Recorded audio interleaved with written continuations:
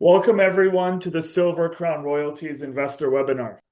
My name is Nima Beshrat, the Chief Executive Officer of Centurion One Capital, the premier independent investment banking firm dedicated to fueling the growth and success of growth companies in North America. We are thrilled to host today's session with our global institutional, retail, family office, and corporate investors. We are pleased to welcome Peter Bures, Chief Executive Officer, who will walk us through the company's recent milestones, operational progress, and provide insights into the strategic vision and opportunities that lie ahead. Silver Crown is a publicly traded silver royalty company dedicated to generating free cash flow. The company currently holds 5 silver royalties. Its business model offers investors exposure to precious metals, providing a natural hedge against currency devaluation, while mitigating the adverse effects of production-related cost inflation. Silver Crown strives to minimize the economic burden on mining projects while simultaneously maximizing shareholder returns. Centurion One Capital previously led an oversubscribed $3.3 million private placement life offering for Silver Crown in October last year. Since then, shares have been up 161% year to date and up 255% from our last financing. With that, I would like to turn it over to Peter. Thank you very much, Nima, and thank you everybody on the line joining us today for an update on Silver Crown Royalties. As Nima mentioned, we're a royalty company. And why did we decide to go with silver? Well, as Nima mentioned, is a hedge against currency devaluation. So that was our primary focus. There is a monetary metal component to the value that is perceived in silver as a metal.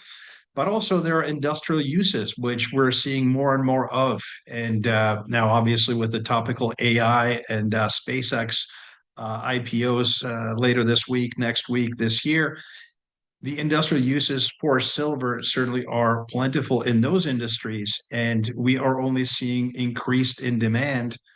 And we are conversely, on the other side, seeing a decrease in mine production and production from available sources of silver. So there are two underlying currents that drew us to silver as a metal to be exposed to have exposure to: the preservation of purchasing power, acting essentially as a hedge against currency devaluation, which is a natural undercurrent in a credit-driven economic system, which is globally applicable, and the industrial use supply-demand imbalance that we have only seen increase in the last 10 years.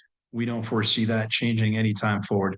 So these two factors, to us, very attractive in terms of, if anything, at least maintaining the silver price in the current range that we've seen so far this year or over the last several years, sort of between $50 and $150 an ounce.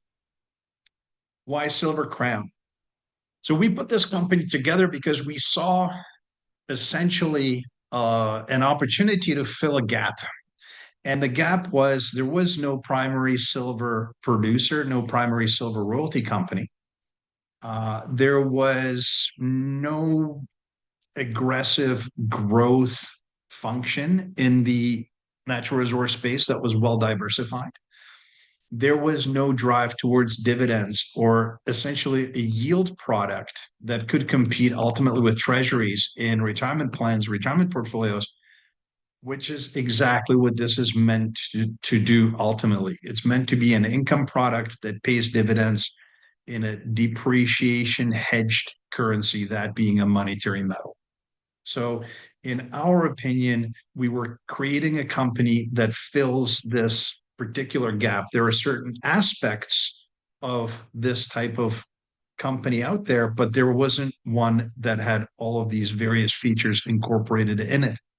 And in fact, if we look at this table here, this is essentially what Warren Buffett would use as a checklist. Now, we cheated a little bit here. We got AI to produce this for us simply because Warren Buffett never actually said, look, I have a checklist and this is what I look for. But if you look at that particular value and growth investment strategy, these are the boxes that would be ticked simple to understand. We're essentially turning paper money or fiat for commodity money, silver, consistent operating history. So the company's been public for just under 2 years. July will be our second anniversary. So, some would argue that that's consistent operating history, but we do have 3 years of revenue generation under our belt. Economic moat, again, we're the only company that is focusing solely on silver and no other metal.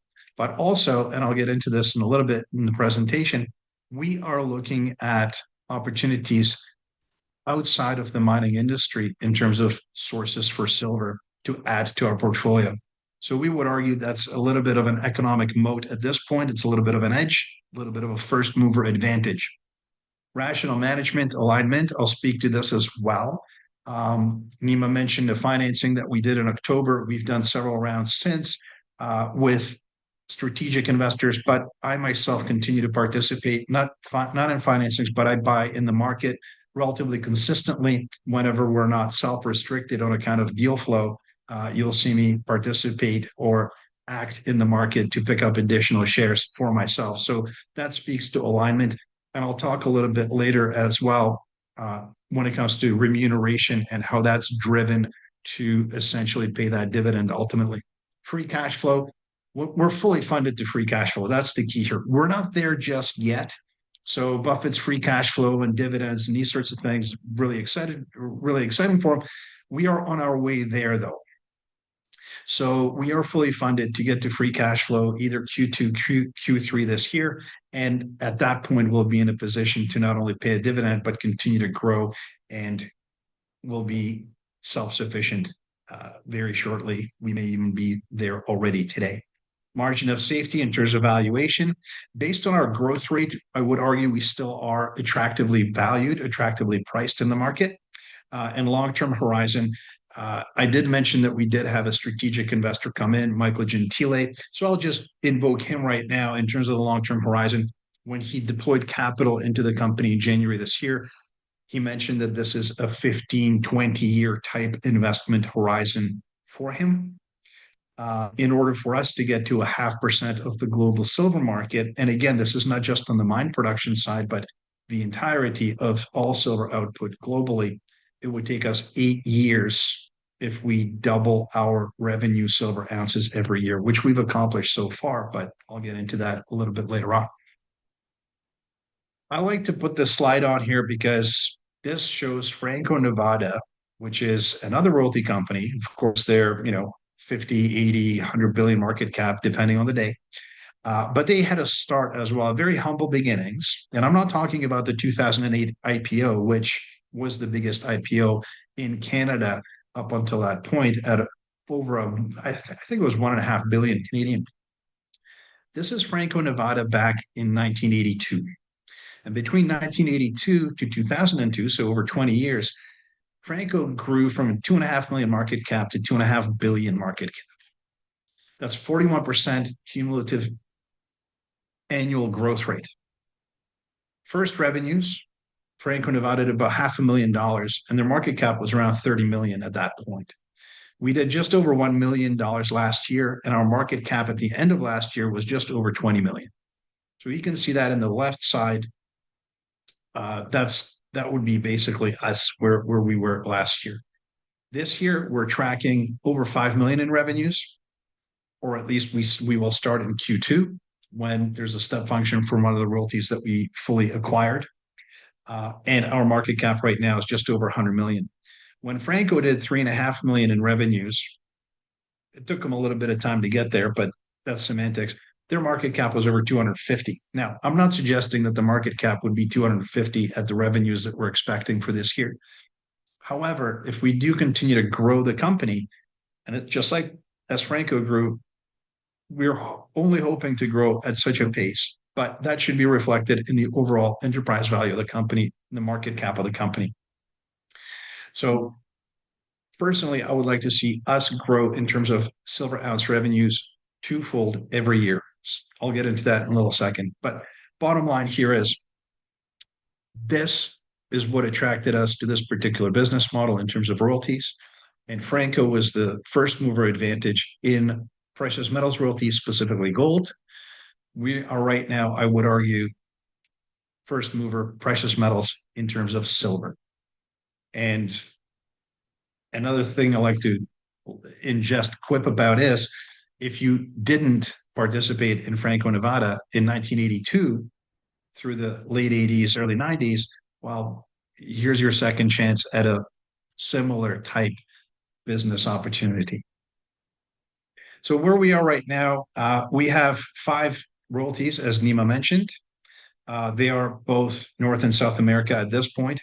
On this particular projection, like there's silver in every single country that's on this map. There's silver in absolutely every place on this map.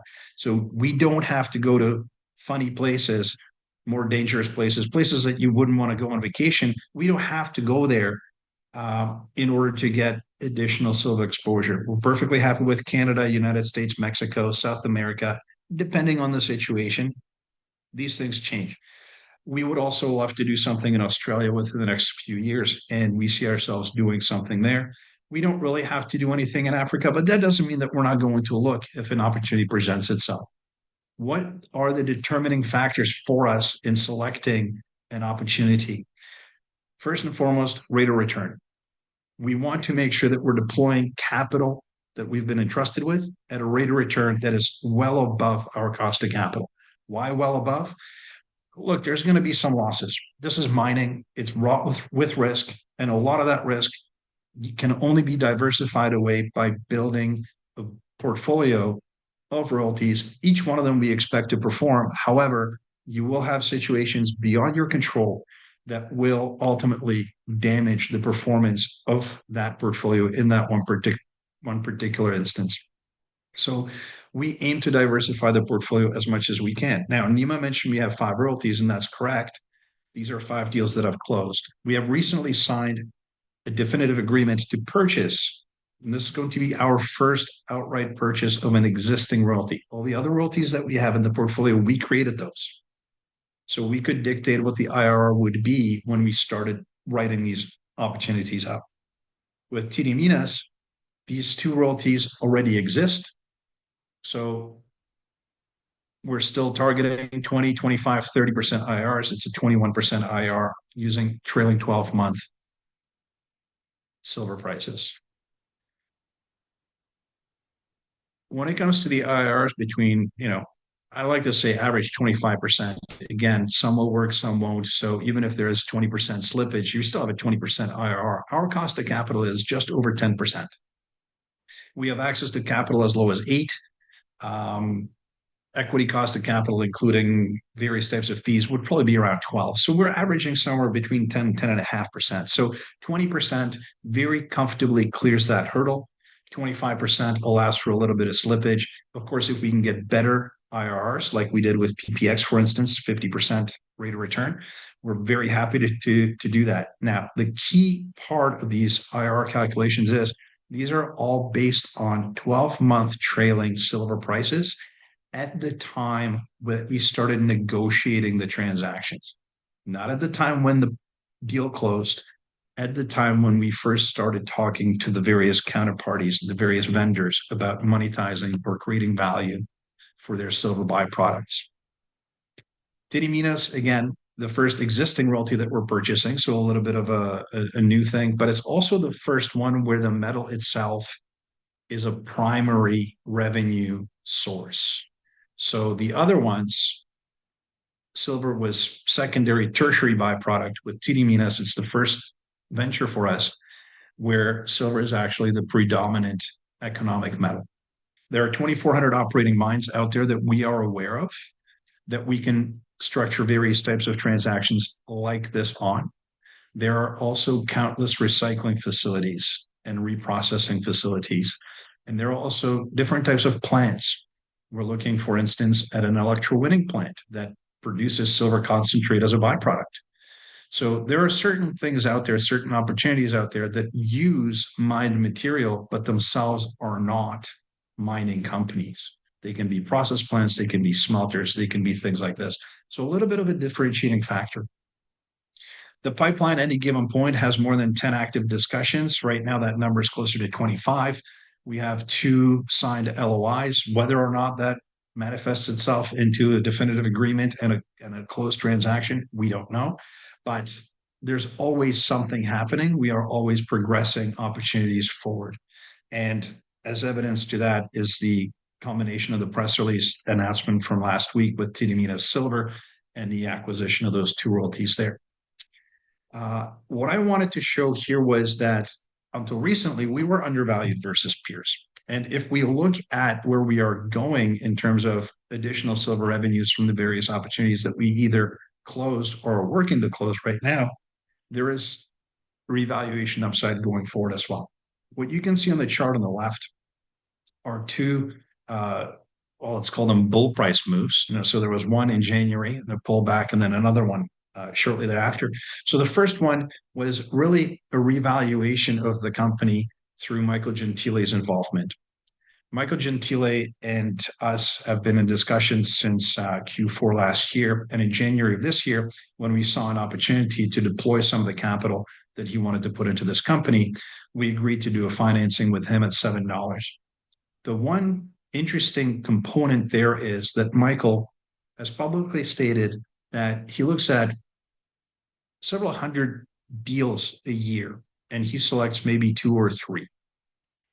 Of those 2 or 3 that he selects, he'll go big, 10%, 15%, 20%. In fact, as of right now, on a partially diluted basis, Michael owns roughly 19.5% of Silver Crown royalties. But the interesting thing as well was that when he deployed capital at $7 a share, and I didn't realize this at the time, one of the factors that he looks at, one of the tick boxes, as it were, he puts his money into companies where he sees the opportunity or the potential for them to be at a minimum a 20-fold investment. So a 20 bagger. So at $7, in his view, he's looking at $140. Obviously, this is not a next week, next year type investment. He did mention it's a 15 to 20 year time horizon for him, but he does see this as potentially a 2 billion, 1 billion plus market cap company in time as we continue to grow, as we continue to execute. So on the back of that, there was a revaluation. But of course, keep in mind that also at this time, silver rallied to $120 an ounce. Peter Schiff also came out around this time and mentioned that he personally owns the stock, which he does. It's a very small position. I think it's 30,000 shares or so. But nonetheless, he did mention that on his intranet channel. And silver's hitting $120 an ounce. So that's what ultimately drove us to that interim high in late January. After that, silver prices came back down to 70-ish. Now they're around 60, 65. So that was the correction there. The second leg up higher here was we did another financing at $14, which was at a premium to market. There was demand in the market for additional funds. We had additional places to deploy capital, and we didn't want to turn away long-term investors like Michael Gentile, who re-upped on that financing, by the way, at $14. So, following that, there was another bump in terms of the share price performance and in terms of enterprise value. Presently, where we're trading, arguably we are midway in the properly valued range based on where we are today. However, if we look at where we're going in terms of discounting future performance, if we continue to grow the company at the current rate that we have, so 22,000 ounces last year should grow to between 40 and 60 ounces this year in terms of revenues. If we continue to double that every year, and with Bures now, we should be able to accomplish that, not next year, but maybe in 2028, maybe 2029, that sort of time frame. We can again double the size of the company at that point. So as we continue to do deals, there is opportunity for additional re-rating of the shares as we go forward. Now, the one thing I want to stress here as well is that the 17 to $24 Canadian per share range is based on $65 price. That's the spot price today, or at least it was when I ran the numbers just before this presentation. But if we look at $50 silver, even $25 silver, we can see that the share price, even though under pressure, would certainly still have some value to it on account of cash coming into the company. Now, between the projects that we have that have closed and the Tideminas definitive agreement, once that kicks into production later this year, as we expect on a very, very small scale, our break even in terms of silver ounce, dollar per silver ounce, will be around $10. So even as silver prices are correcting where we are right now, we're certainly a lot more insulated in terms of margins and in terms of what our total cost base is on a per ounce basis than other various companies that are in the silver space. For instance, silver producers, mining companies that produce silver either as a byproduct or as a co-product, they're on a silver equivalent basis, not using any discounts for zinc or lead or gold or anything else, just converting everything into silver equivalent ounces. Their cost of production is in the high 20s, low 30s. So even if silver prices do go to 30, there's going to be producers that are going to be impacted a lot more severely before we are. Obviously, on the upside, well, we have seen silver at $120 not so long ago.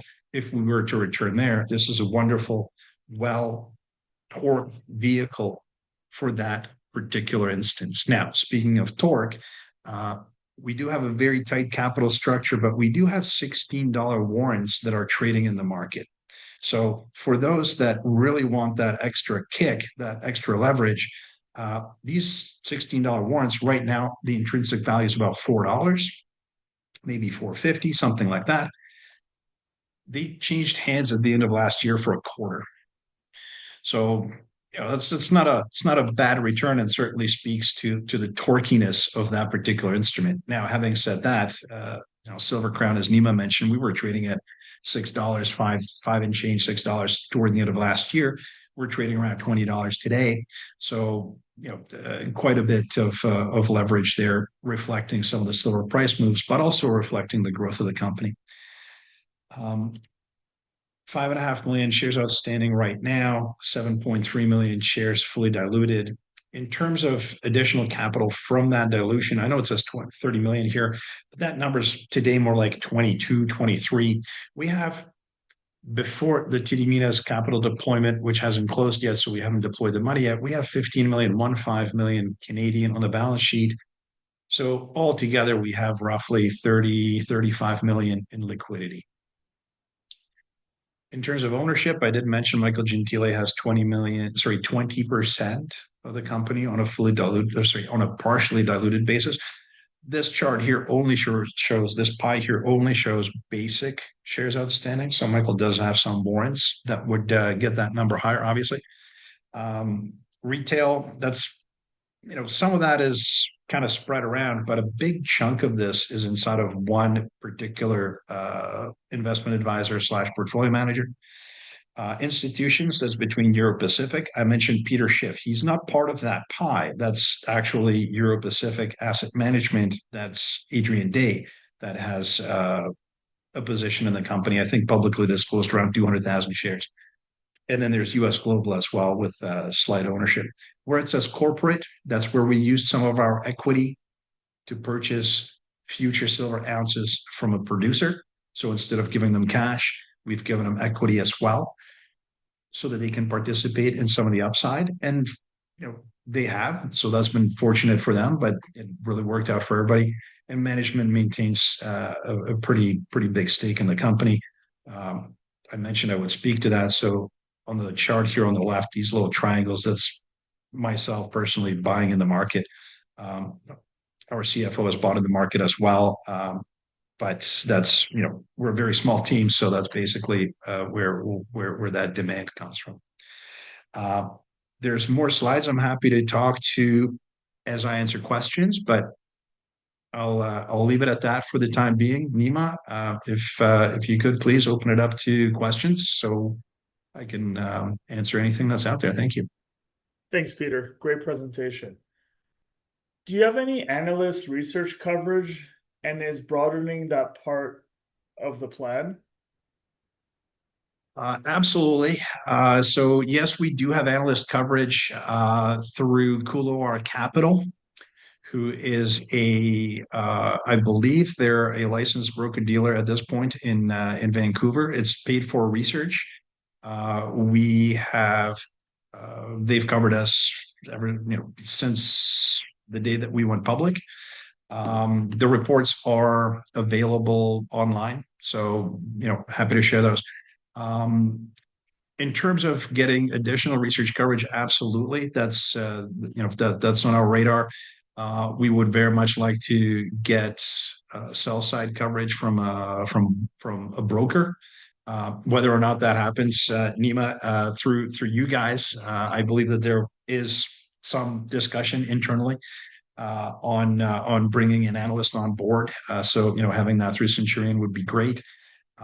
Conversely, obviously as we continue to grow the company, we believe that we land on more radar screens. Keep in mind, 100 million market cap, and we're roughly 110 Canadian. So US under 100 million, you essentially don't really exist for institutions. So there's no drive for anybody to cover you because all that would fall on deaf ears. However, as we do continue to grow, those discussions certainly are being now created with some of the Canadian brokers. And hopefully, as we continue to grow, we can crystallize some of that into coverage as we move forward, hopefully this year.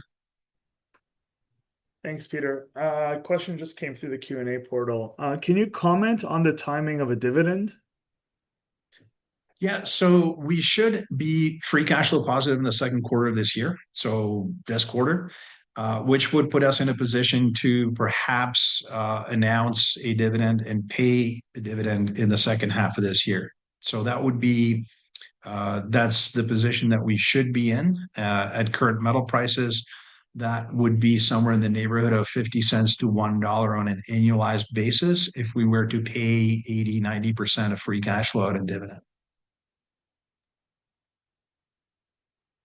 Thanks, Peter. What is your current cash and treasury position, and how does that fund your growth plans in the future? Great question. So we have just over 15 million Canadian in treasury. That's based on, I think, 138 Canadian FX rate. Of that 15 million, some of that is in US dollars. I think about 4 million is US dollars. 7 million-ish is in Canadian, and the rest is in silver bullion.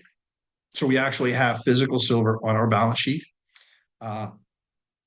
Obviously, if we can sell that at $60 or $65 an ounce and buy ounces on the ground for $10 or $5, that's a great trade. We would do that. But we can also extend a line of credit against that physical position at a pretty attractive interest rate. In fact, it's a very low single-digit cost of capital. So that is a consideration for us, maybe, if we need to, contemplate doing that. All the warrants that we have, so we have $13 warrants and we have $16 warrants. We also have Michael Gentile's warrants at 8.25. So these are all in the money warrants, all of them. So on top of that 15 million, there's another 20 plus million in potential liquidity that can come in over the next year and a half, 2 years, as we continue to grow the company. So does that mean that we're not issuing equity anytime soon? Not necessarily, right? We are now starting to think about, okay, as we deploy capital to grow the business, do we replenish the treasury as we re-rate based on the deals that we do? So there's a thought process there. Are we under the gun to raise capital? No, we're not. Again, with the free cash flow, potential for dividend, et cetera, it's a fine balance between how much we can spend from free cash flow to grow and how aggressively we can grow. Because two things. One, I mentioned 25% rate of return transactions, right? Well, if a transaction generates 25% rate of return, it means it will take 4 years for it to pay back for itself.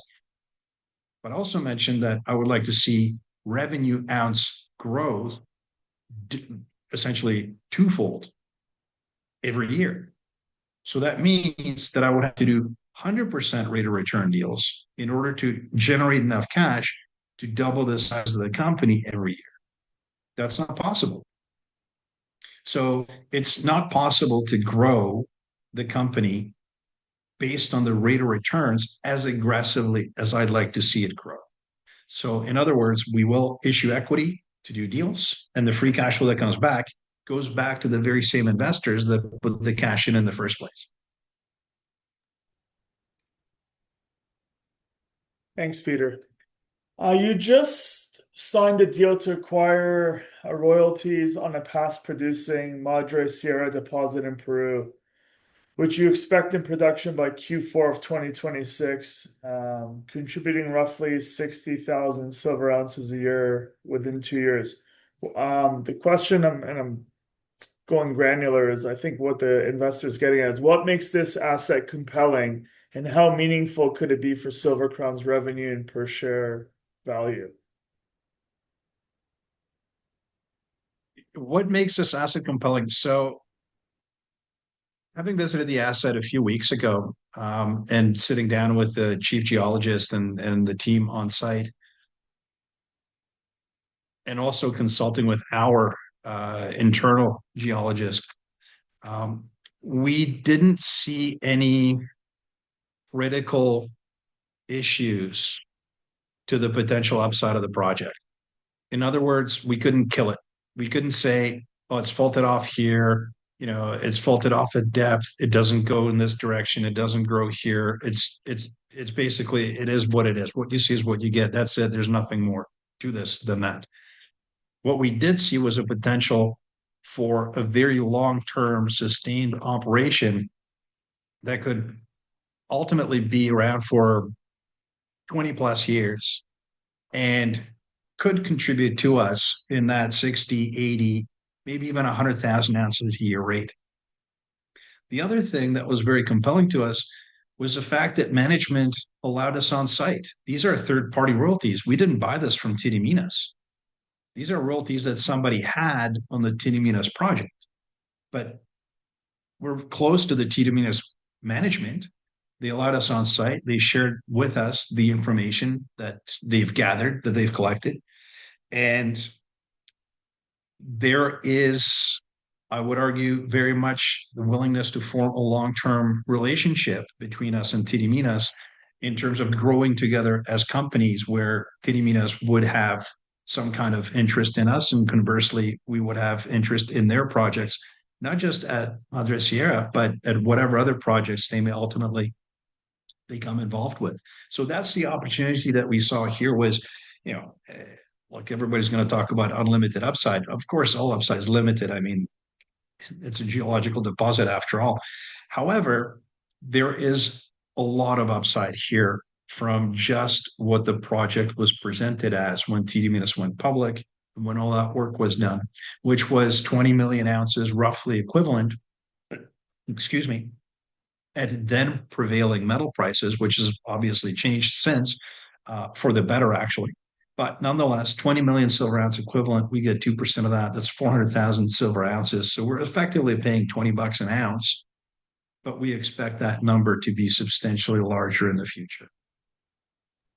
So hopefully that answers the question. Nima, did I hit on all the parts? Yeah, well done. Yeah, you hit the parts. Another question came through email, and I'll read it out, Peter. Silver Crown recently posted record Q1 2026 revenue, which was up 119% year over year. What are the key milestones investors should watch over the next 12 months? The key milestones will continue to be revenue growth as additional projects come online, or as certain things restart, or as certain step functions, like is the case with PPX, occur. So that's your regular quarterly updates. However, there's going to be random, and I'm going to knock on wood here, deal flow, meaning we're going to announce not letters of intent. We're never doing that again. We had a bad experience doing that once. It's never going to happen again. But if there's a legally binding definitive agreement for us to purchase a royalty that we created, or for us to purchase a royalty that someone else has, those announcements, that's something to look out for. Now, there's no way to predict when that will occur. Of course, we'll press release it when it does occur. That's that's essentially all I can say about that. But these are the two key things that we will, continue to provide. Um, we don't necessarily see value added in us, saying, oh, we added another 10,000 ounces or 5,000 ounces of silver to our, bank account or to our vault. So it really will just be deal flow and quarterly updates. Thanks, Peter. And you touched on this earlier. Beyond Michael Gentile, can you walk us through the broader shareholder base? Yeah. So I mentioned that almost 30% of the company, so close to 60% of this retail pie is one investment advisor who's quite active in the Canadian scene. He owns the stock through various accounts of his, and he's been a supporter of us since our seed round financing. Actually, it's a relationship that I've had for, I don't know, 5, 6 years, and he's uh, on a one-on-one basis. I'd be happy to disclose who that is, but he likes to hold his cards close to his chest, and I'm going to respect that. Michael Gentile, obviously mentioned him. A number of investors with that follow Michael or that act with Michael have deployed capital as well. One of them was Peter Grandich, who quite publicly took a position.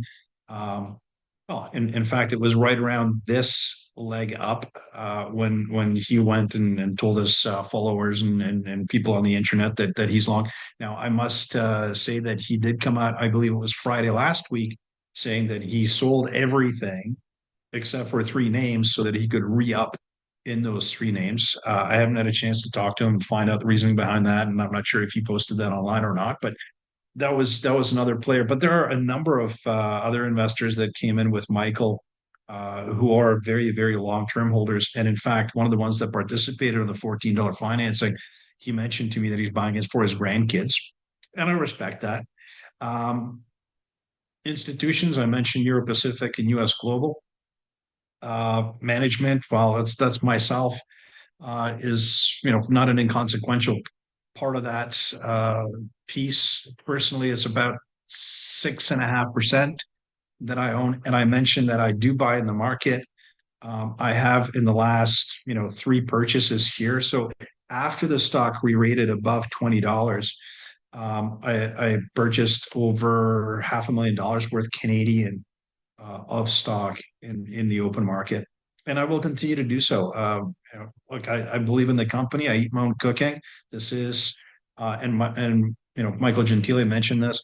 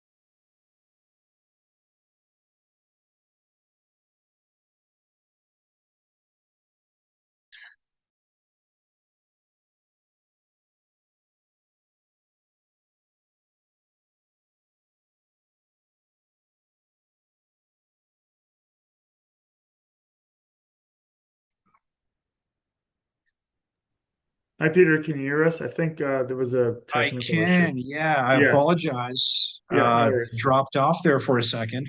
It's okay. But yeah, hopefully that answers the question about the shareholders and the makeup of the shareholder base. I was just adding at the end that between 6 to 10 people, that's about 60, 70% of the company. Yeah, and then the question, and I know you mentioned that in your presentation, just following on to that is because we've seen you actively purchase in the open market. So how much have you bought in the open market, or All percentage together wise? since Yeah. we went public, Yeah. somewhere in the neighborhood of, well, I just did another, so about $700,000 worth. Right. So, and then wait, you went public. You just remind the audience, when was that? July 25th, 2024. 2024. Okay.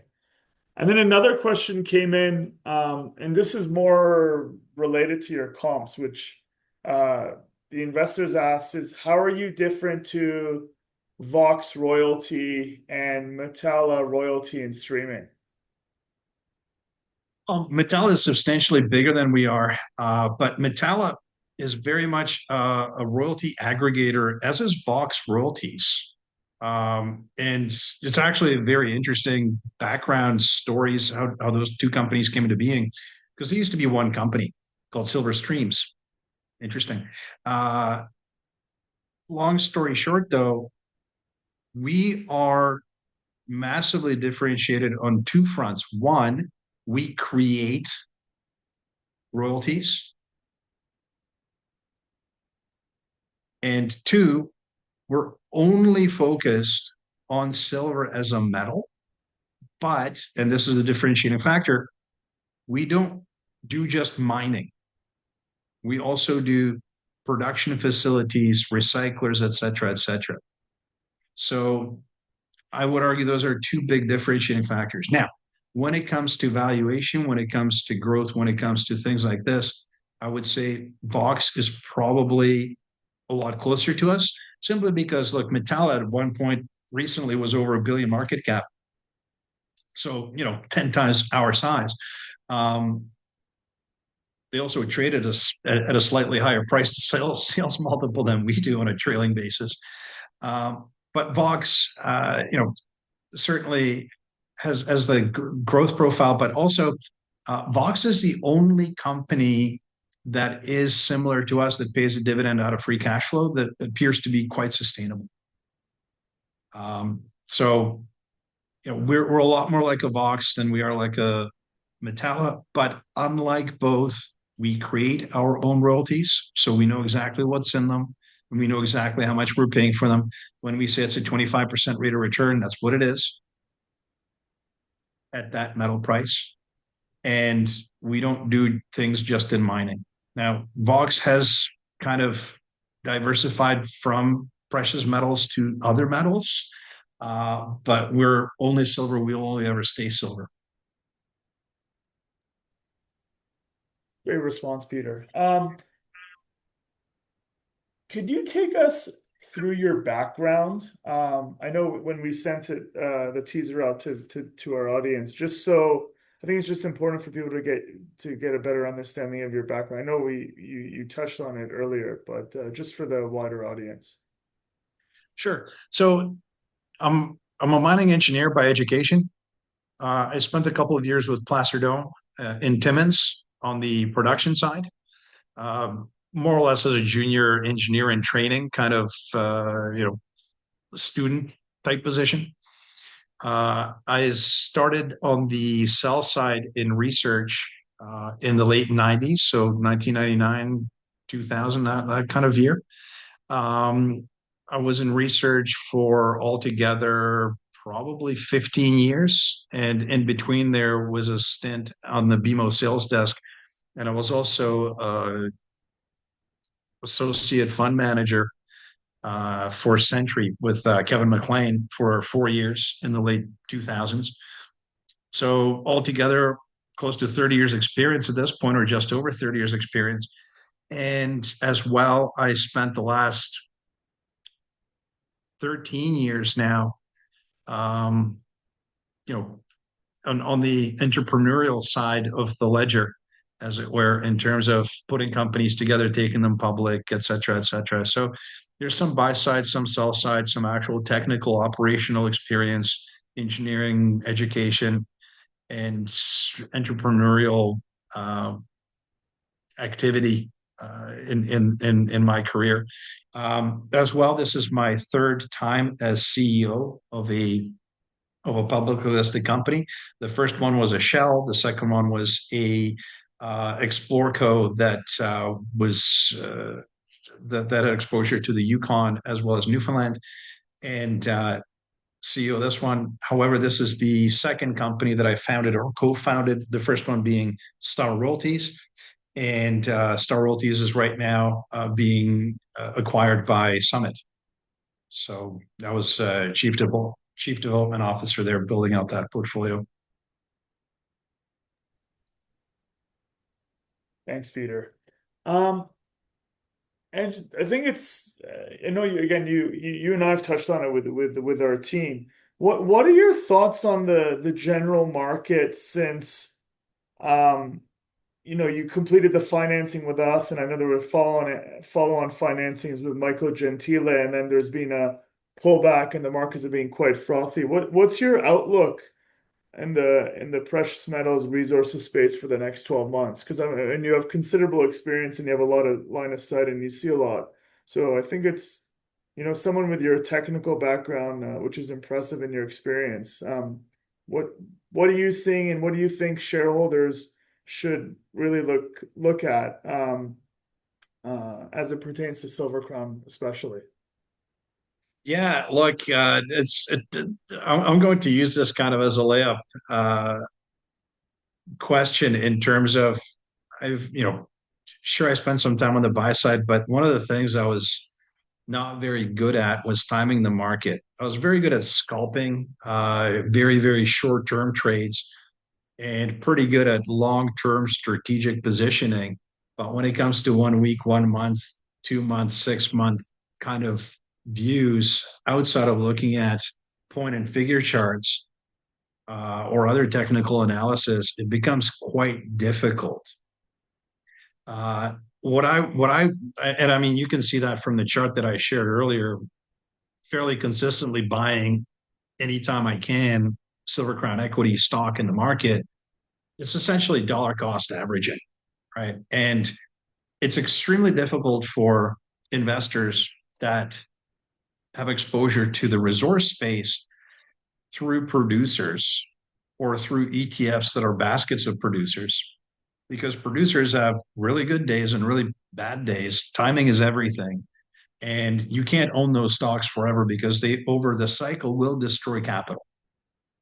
Dude, the only company types that have not destroyed capital through the cycle are royalty companies. And in fact, if I can figure out a way to share the screen again, I have a chart in the presentation that speaks exactly to this. And again, this is why Silver Crown was created, was because I'm not good at timing the market. But if we buy 20% rate of return, 25% rate of return um, opportunities or revenue generators, then through the cycle, we will average that 20% rate of return no matter what the silver price is. So we don't have to time the market anymore. And what this chart shows is exactly what I'm alluding to. This is Wheaton Precious Metals, right?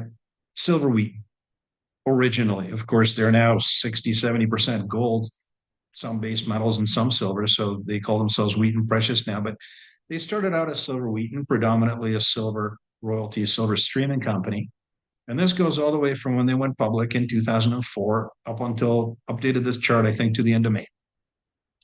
And what you can see in the blue thick line is, yeah, it goes from the bottom left to the top right. That's exactly what you want to see a share price do over time. And it doesn't matter what business it's in. These guys could be making widgets or placing telephone calls. They happen to be in the silver streaming business or precious metals streaming business at this point. But this is exactly the type of thing that you want to do. And this is exactly what Silver Crown is trying to emulate. Now, what this chart tells me is that if we bought Wheaton Precious Metals at any point in this chart, we'd be up. If we dollar cost averaged over the last 10 years, we'd be up. And in fact, this gray line that's, kind of dominant, but the gray line shows Wheaton Precious divided by the price of silver. So holding an equity is better than holding the metal in the royalty space. The producer space, well, I'm not really picking on Newmont, but this could be anybody. That's the chart at the bottom. And that's not even Newmont relative to the gold price. That's just Newmont relative to itself. So Newmont's CAGR, right? Now, gold in May of 2004 was somewhere around $300. It's over 4,000 today. Newmont CAGR is about 4% over this time frame. Wheaton Precious, 25%. So that's where I want to put my exposure into, no matter what the metal price does. I might have mentioned Franco Nevada, this thing's a 40% a year returns over 20 years when gold prices went down.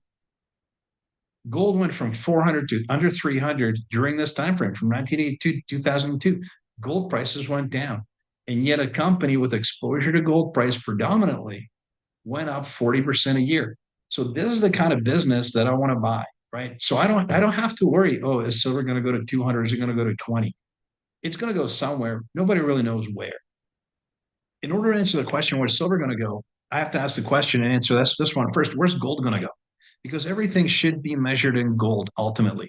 I showed silver Wheaton being priced in silver. Well, everything should be priced in some kind of monetary metal because the US dollar is forever devaluing. So you have a natural 10% increase in the price of things because the dollar goes down 10% a year. So should gold prices go up 10% a year? Yeah, on average, probably they should. And in fact, we've done some work on this. Now, I know this chart hasn't been updated, but what this shows is based on the rate of credit expansion globally, at the epicenter of which is the United States Treasury issuance. That's at the core of every single loan on earth is US Treasuries. So the rate of change of the credit expansion of US Treasuries directly influences the value of the paper dollar, which conversely influences the price of gold. So gold prices make sense. They would increase in the neighborhood of 10 to 15% a year on average. So if we go far enough back, we can actually project where that gold price should be. And the silver to gold ratio should be somewhere between 10 and 100. Now, I know this sounds like a non-answer, but now we have defensible prices for silver for today, which is anywhere between $40 and $400 an ounce, as well as going forward, which is a 15% increase of both sides going forward. So dollar cost averaging into a royalty company, I think, is the safest way to gain exposure to precious metals and capture that insurance against your savings being devalued or eroded away through inflation. Well said, Peter. Thanks for that. So I see no further questions coming in through the portal or through email. Peter, is there any final thoughts, words you want to give the audience before we conclude the webinar? Nima, no, I think that's it. I think we touched on all the key points. Really want to thank you again for this opportunity and for everybody that's stuck online with us for the last hour. If you have any other questions, anything else, you can scan this QR code and that should affect it. Oh, yeah, there you go. You can scan the QR code and that should be able to get you in touch with me. Email and text is always preferred because I do quite a few of these. I'm usually on the phone on talking. So text and email are always the best way to get in touch. Thanks, Peter. And thanks all for attending the Silver Crown Investor webinar. If you have any follow-up questions, please do not hesitate to reach out to the Centurion One Capital team. And as Peter mentioned, he's available as well. There's his email address, pburris@silvercrownroyalties.com. Alternatively, reach out to us and we'd be happy to set up a follow-up one-on-one Zoom with Peter at any time. Thanks, everybody, and have a great afternoon. Thanks, Peter. Thank you. Thanks.